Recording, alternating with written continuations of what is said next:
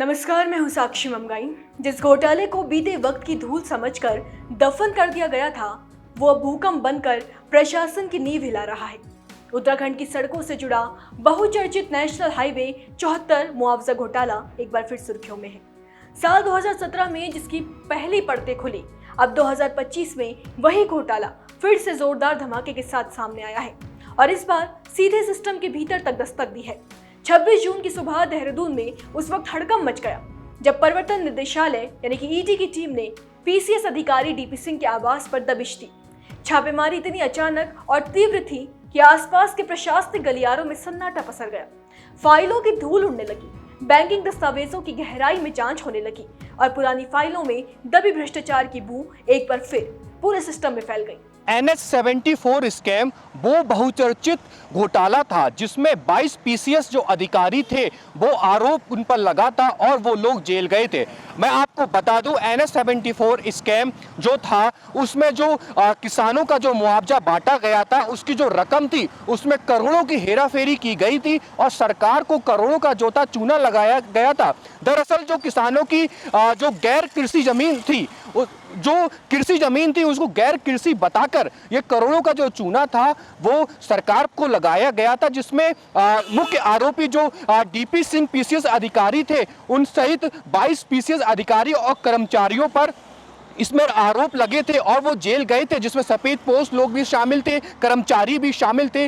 और मैं आपको बता दूं, और बीती 26 जून को जो मुख्य आरोपी है इसमें डीपी पीसीएस अधिकारी, उनके आवास पर ईडी ने छापेमारी की और उनके साथ साथ जो अन्य लोग थे, अन्य पीसीएस अधिकारी थे और जो कर्मचारी अधिकारी या रिश्तेदार थे, उनके घर पर भी ईडी ने छापेमारी की, जो कि उत्तर प्रदेश में भी हुई, जहां मुरादाबाद, बरेली, काशीपुर इत्यादि जो लोग थे, जो ठिकाने थे, वहां पर ईडी की जो छापेमारी है वो हुई है।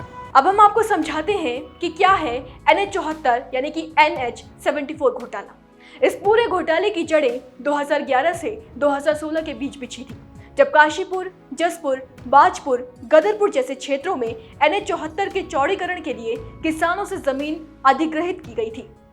लेकिन किसानों को मुआवजे देने के नाम पर जमीनों को कृषि से कमर्शियल कैटेगरी में दिखाकर करोड़ों रुपए का सरकारी पैसा गलत तरीके से बांटा गया।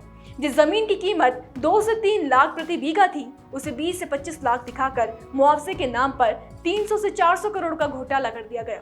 घोटाले में प्रशासनिक अफसर, लेखपाल, बिचौलिया और कुछ राजस्व अधिकारियों की मिलीभगत सामने आई थी। मार्च 2017 में तत्कालीन कुमाऊं कमिश्नर डी सेंदेत पंडियत की रिपोर्ट के बाद SIT का गठन किया गया और 30 से ज्यादा लोगों को गिरफ्तार किया गया था। पीसीएस अधिकारी दिनेश प्रताप सिंह, जिन्हें डीपी सिंह भी कहा जाता है, उन्होंने नवंबर 2017 में सरेंडर किया था और 14 महीने जेल में भी रहे। हाईकोर्ट से उन्हें जमानत मिली, लेकिन मामला वही ठंडे बस्ते में चला गया था। सालों की खामोशी के बाद अब एक बार फिर ईडी की सक्रियता से हलचल तेज हो गई है और संकेत साफ है, जांच एजेंसियां अब इस घोटाले की दबी परतों को बेनकाब करने के लिए पूरी तैयारी में है। 26 जून को देहरादून के एक पॉश इलाके में डीपी सिंह के घर ईडी की टीम ने दबिश दी। सूत्रों के मुताबिक टीम ने कुछ नए बैंकिंग दस्तावेज, मुआवजा भुगतान से जुड़ी पुरानी फाइलें और जमीन से संबंधित रजिस्ट्री रिकॉर्ड खंगाली। बताया जा रहा है कि ईडी को कुछ ऐसे लेन देन की जानकारी मिली है जो मुआवजा वितरण से सीधे तौर पर जुड़े हैं और जिनमें कथित तौर पर रिश्वतखोरी व मनी लॉन्ड्रिंग की बू है। ऐसे में छापेमारी सिर्फ एक कार्रवाई नहीं, बल्कि आने वाले दिनों में नए खुलासों की भूमिका बन सकती है। आपको बता दें कि ईडी ने बृहस्पतिवार को देहरादून, बरेली, सीतापुर, मुरादाबाद, काशीपुर आदि जगहों पर छापे मारे थे। इनमें पीसीएस अफसर डीपी सिंह, हरिद्वार का एक बिल्डर, काशीपुर के एक अधिवक्ता का घर शामिल है। इनमें पीसीएस सिंह के कुछ रिश्तेदारों के आवास भी शामिल है। ईडी इस मामले में धनशोधन के एंगल की भी जांच कर रही है। डीपी सिंह पर प्रॉपर्टी के दस्तावेजों से छेड़छाड़ और फर्जी भुगतान पास करवाने के आरोप है।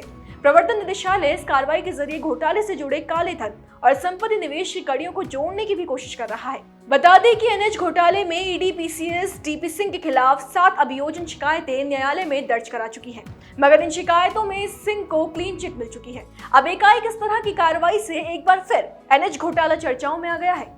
8 वर्षों बाद फिर से ईडी की कार्रवाई ने एक बार फिर मामले को जिंदा कर दिया है।